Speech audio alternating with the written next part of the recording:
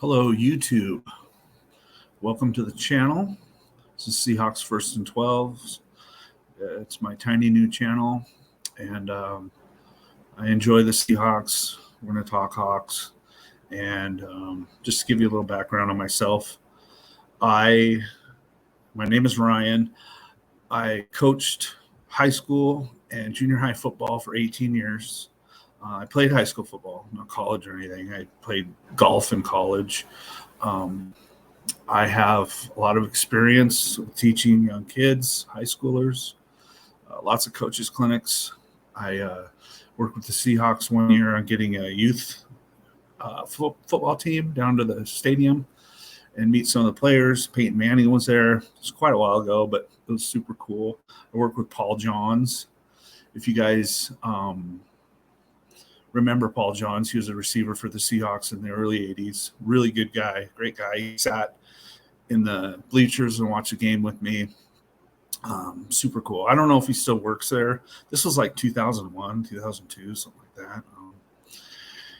Anyway, I also went to a lot of coaches' clinics, heard a lot of great coaches speak, talked football with them. One of the best guys I ever met as far as coaching went was Pete Rule, the head coach at the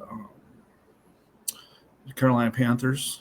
Great guy, big guy, energetic, had a lot of great things to say. I walked into the room, and he was standing on top of the table. Now, mind you, he's 6'5".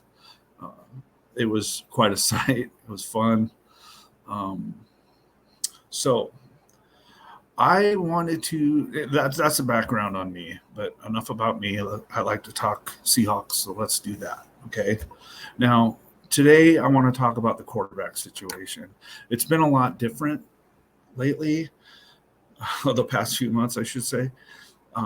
For 10 plus years, we had Russell Wilson. There was no discussion about this. There was no question. Russ was the guy. In Russ, we trust, all that stuff. Now, going forward, I don't really want to talk about Russ that much. He is not on the team anymore. So,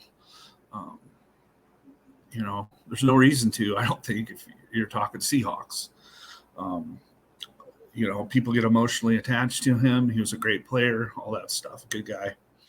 But I think, looking at the quarterbacks going forward, we have to compare Russ to what we're going to have, because he is an iconic franchise quarterback, something that we've kind of had with Hasselbeck and Craig maybe, but not Super Bowl caliber winning quarterback. So what we're going to look at is Russ, his positives and his negatives. Okay. Russell Wilson came in.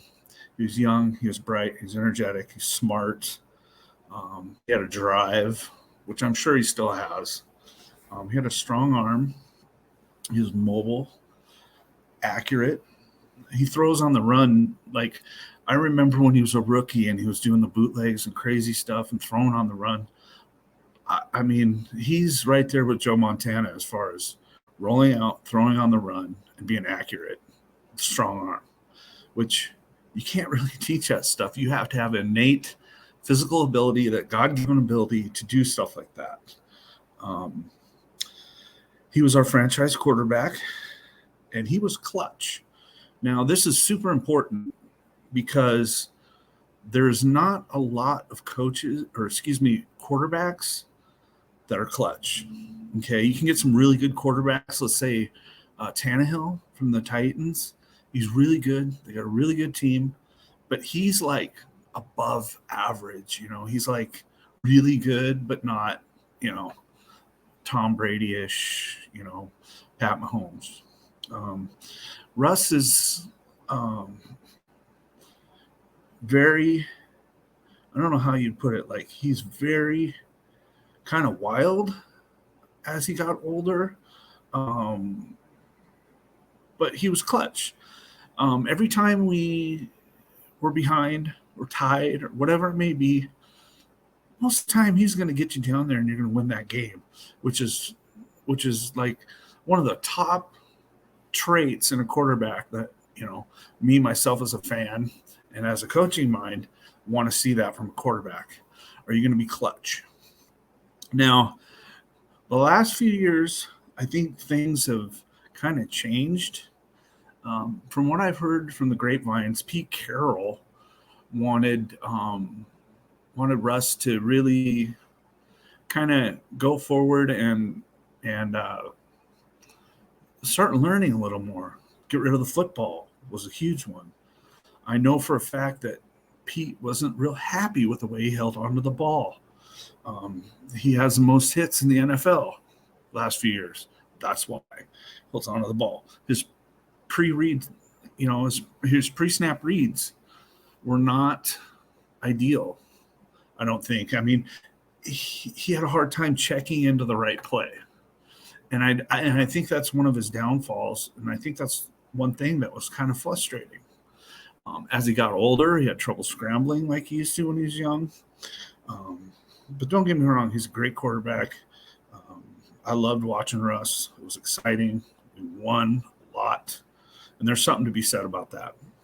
Because most of the Seahawks fans, as you guys know, we haven't won like that ever. Ever since I've been starting to watch, it's like up and down, but it makes it fun. His ego, I think, kind of has been getting there. I've seen a few things on Facebook as far as his posts saying stuff like playoffs, all the stuff. It's like, yeah, you got to play 17 tough games in the NFL to make, nothing's guaranteed, obviously. And I think that's a little bit much. I mean, as far as team goes, I don't see Denver being better than our team. Like man for man, you take out the quarterback, man for man. I don't think they have a more talented team than we have. We have young talent, which is, been shown in the preseason. Our rookies are great, but nonetheless, I want to talk about quarterbacks, not the rookies. We'll get to that later. So the first quarterback I want to talk about is Geno Smith. Geno's 31 years old. He hasn't played.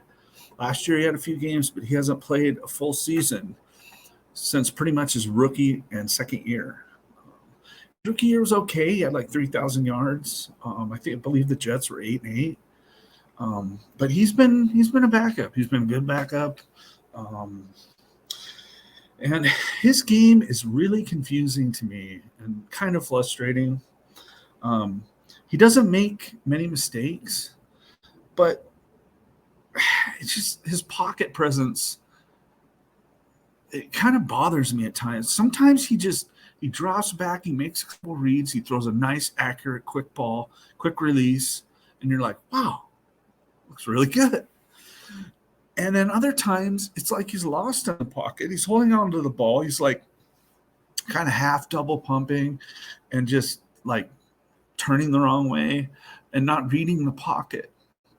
A lot of that has to do with peripheral vision, being an athlete, and just reading the pocket. You sliding. You see Tom Brady, he slides in the pocket, and he's really effective at it. Of course, he's the GOAT. He's fairly mobile. He's a smart veteran. So I think there's some good traits there. His teammates seem to like him, which is very important. If you're going to be a quarterback, you have to be a leader. I mean, it's required. Whether you have the C on your chest or not, you have to be a leader. And that's one of the most important traits, which is good because if the players like him, they like him. And, that's good to have on our football team. Some bad points on Geno. His decision making at times can be rough. He's inconsistent, and this might be due to rust. I mean, he hasn't played in a long time. He's gotten a few reps in practice. He's been behind Russ this whole time. So, as the season goes on, he might really start doing a lot better as far as his consistency goes. But I think also in preseason, we had a look at some in my opinion, not very good receivers. They were dropping a lot of balls, which isn't fair to look at his progression through the season, preseason. Pete likes him. I think that's a detrimental thing for Drew Lock, but Pete likes him. And as a coach, you gotta trust your quarterback. You gotta love your quarterback. And if Pete says, then that's that's what it is. Last year he had a 103 passer rating, which is really, really good. He had 5 touchdowns, 1 interception, and for the most part, I thought he played really well, especially against the Rams. I thought the Steelers, I was really worried about that game. I thought we were kind of doomed, but it was a great game. It was exciting. If he could have held on to the ball at the end there and not fumbled, I think it could have been a real fun result for the Seahawks. And that's one thing to think about was, hey, how was he in last year, obviously, because he had to play in 4 games. But I'm just kind of 50-50 on this Geno thing. It's yeah, we'll see. I mean, I guess that's the exciting part. I mean, we get to see what he has. He's 31. He's not too old. But here's the other side of the coin. And I wanted to bring this up. Excuse me just a second. I need to look at something real quick. Bear with me.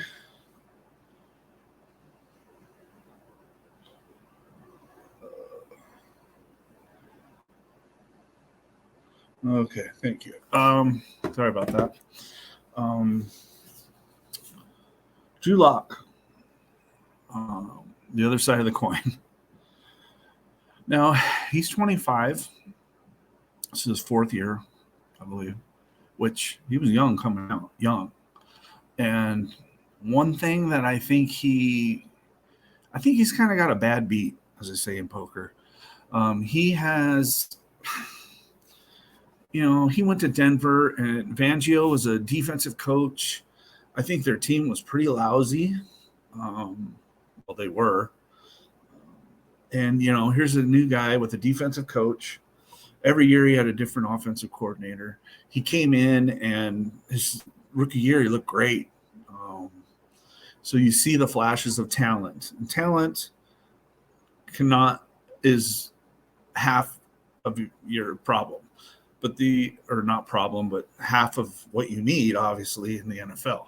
So how I want to put this is there is a lot of quarterback talent in the NFL. The difference is, do you make the right decisions? Can you make a split-second decision? Can you not make mistakes? It's like Pete, always stresses, no turnovers. And that, I think, is a product of Locke trying to prove himself, trying to make those spectacular plays, trying to look the best he can. And he's kind of always behind the 8 ball. He had some amazing passes this preseason. That one to Hart, I think it's not Tyler Hart, but whatever his name is, Hart over the top for the touchdown was amazing. And he moves so well, like bootlegs and stuff like that. I mean, he just looks the part. So, if you look at Drew Lock, half of your battle of finding a good quarterback is there. He has a physical talent. He has ability. Now can he get it up here? And that's something that doesn't come overnight.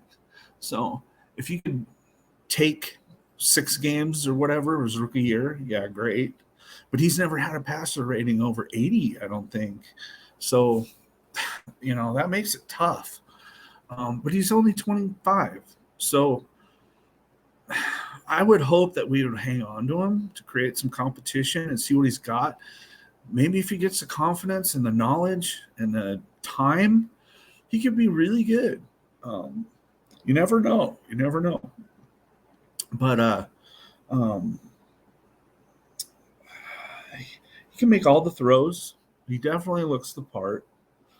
But we've already talked about some of his downfalls. But um, he had a he's been a kind of a victim. I don't like to play the victim card, but he's been kind of a victim. What I have down here in some of my notes is that he got COVID training camp. That had to set him back. I've had COVID. It's horrible. And he was sick. So that set him back, I'm sure. He's young. He probably recovered quick, but I mean, you're not at practice. You don't get to play in that second game. Um, he's gotten a bad beat. And as far as I'm concerned, 2 of the interceptions he threw in the last game against Dallas was not his fault. When a wide receiver goes into his route and he's running a comeback route or hook route, you do not stop driving towards the football. And Eskridge stood there and waited for the football. You do not wait on the football field. You push back to that football to make the catch. And if the defender comes over and knocks into you, it's pass interference. That's just probably inexperience on his part, but it looks bad when just a few feet of Eskridge pushing forward, it could have been a positive play or it could have been pass interference. Certainly wouldn't have been a pick.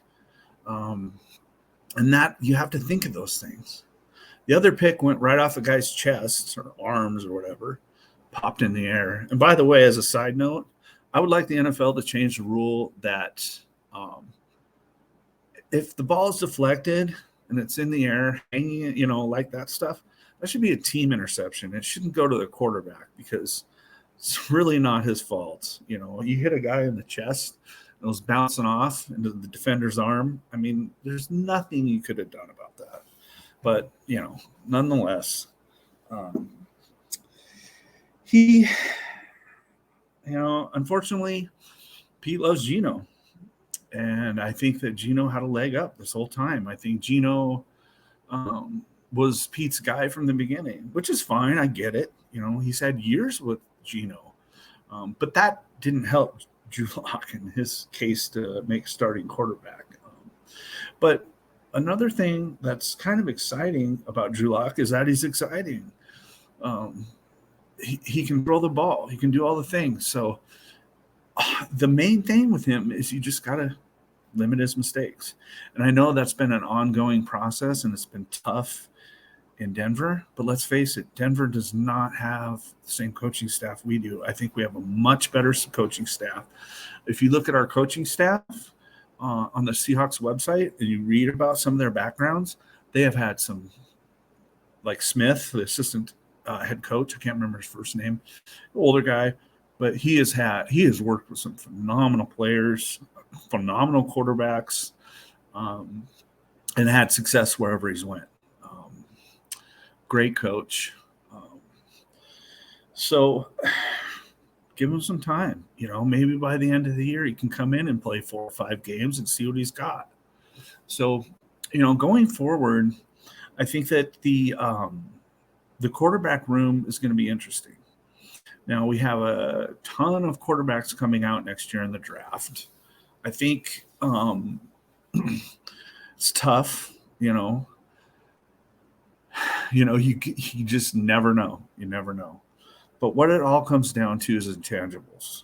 All these kids that are coming out have talent, physical talent. Is he willing to learn? A lot of these younger guys coming in the NFL, believe it or not, they think they have everything figured out, and they don't. That I found that a lot with really good players. Sometimes were hard to coach if they thought they knew everything. If you think you know everything, you're not going to learn anything, and it's not a good trait. But also, how much football IQ do they have? Are they going to absorb what you tell them? Are they going to take to coaching? I always said take coaching as a compliment because you're trying to get the man better. Michael Jordan didn't stop practicing. He was a GOAT. He was the greatest of all time. So are we going to, we have to look at that stuff, and we're not going to know it until combine interview type thing. So all we can really do is watch and see how they play. A lot of times with quarterbacks, you can see their presence on the field. If they're a leader, if people are gravitated towards them. I thought the kid from Florida looked really good, Richardson. And I thought KJ Jefferson looked really good. Those are both big body guys that can move. Jefferson kind of reminds me of a Dak Prescott, but can move better. Of course, he's not there. I mean, Dak's a proven NFL player. And Anthony Richardson looks really good. Stroud looks good. And the kid from Alabama, Price, or I think it's Price, I don't know. He's surrounded by so much talent. It's hard to be bad when you have that much talent. But, a lot of good players that come from Alabama. So, that's one factor. It's a draft, obviously, and that's going to happen. We'll see where we pick. I don't think we're going to destroy the world, but you never know in the NFL, man. Injuries happen. Players get better. A lot of times the players in the press, they get rabbit holed into, they're never going to get better. Well, I don't believe that. I believe that they get better. This is who he is type thing. It's just BS, and I don't think Pete feeds into that. I think Pete is one of the best coaches that just, and one of the coaches was like, "Are you worried?" after the second preseason game, and he goes, "Worried? What are you talking about?" And it's just the mindset of we're going to go out and do it. We're not going to worry about anyone else but ourselves, and we're going to get it done. Not feed into all this other crap. And I admire that from Pete. Pete Rule told me that Pete Carroll is one of the greatest coaches he's ever been around in his life. And he is very detailed and very smart. And players love him, he can motivate. And, he's getting a little old, but we'll see. We'll see. I mean, if they can rebuild this team, get a good quarterback, get it going, I think that this Seahawks staff will go down as probably one of the best in the NFL ever, because I don't remember a coaching regime, building two great teams like that. So I don't know. I think they got a lot of good players. We'll see. But the last thing I want to talk about was the practice squad. Practice squad players, particularly Mannion, who we picked up, which is, I don't understand why we signed him. I mean, maybe it's just an extra veteran. But there was a kid out of Nevada, Carson Strong, who was with the Eagles. I believe the Eagles picked him up. And I watched some game film on him from preseason. He looked really good in practice. Big, strong kid, throw the ball really well. And they cut him.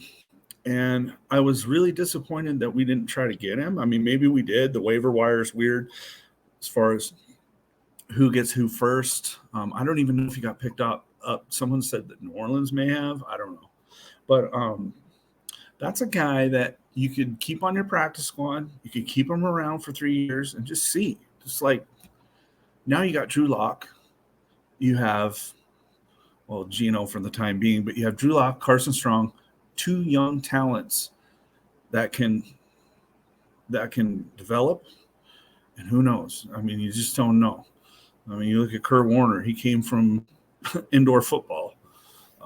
There's a lot of stories out there. You never know. So I was a little bit disappointed that they didn't try to pick him up. But he also had a knee thing. And one of my good buddies was talking about how the Hawks Nest, he was talking about how maybe it was a medical thing. His knee was screwed up, and that's why he didn't really get drafted. So maybe that had a part of it. Maybe the Seahawks looked at him and said, no, that knee's bad, which can happen, unfortunately. So, that's the quarterback situation. I'd like to, in an ideal situation for the season, I would like to see Geno play some consistent football, make good decisions, which I think he will. He might struggle at times, but we got a good offensive line. I think he'll do okay. And at some point, I'd like to see Drew Lock get in there, not for just one game or one half. I'd like to see him get in there for at least 4 games. You're unless you end up 10-1 and you're just like blowing everyone away and like, wow, look at them, which I don't think is going to happen, but you never know. Unless something like that happens, I think Drew Lock would be, why not? What do you have to lose? I mean, if you're 3-7 and you're struggling to win games, put him in. Call conservative, let him get his confidence up. Run play. I mean, certain players, there's certain plays that are made for them. It's like, it's innate. They're like, they can run this play. When I coach kids, it was like, if we want this kid to succeed, this is the type of stuff we need to run. You set up players for success, not failure. So, which, this coaching staff knows all this, obviously. But yeah, that's my thoughts in the quarterback room, quarterback position. I appreciate anyone that watches this video. Like, favorite, and subscribe if you're interested in this content. I've been thinking about doing this for quite some time, and I love the Seahawks. I have for a long time, and I hope I can bring just some talk and some entertainment, some thoughts that maybe other people don't have about the Seahawks. Hopefully I can get some subs. I got a tiny little channel, obviously, but I can get some subs and we can talk some Hawks, nothing, no big pressure, just fun, fun Hawk talk. So my title, or my name of my channel, Seahawks First, because we always put the Seahawks first, and the 12s, because we are the 12s. So that's kind of the background behind the name, Seahawks First and 12s. I thought it was a pretty cool name. But anyway, I hope you enjoyed this video. I'm going to be making videos or streaming. I'm going to try to do Monday, Wednesday, and Friday, and possibly Sunday before each game. Depends on how quickly I grow, what happens with the channel. I'm just going to try to put out consistent content Monday, Wednesday, Friday. And then people will, either show up or they won't, whatever. I mean, it's all good. But maybe I like hearing myself talk. I mean, who doesn't, right? All right. Well, thanks a lot.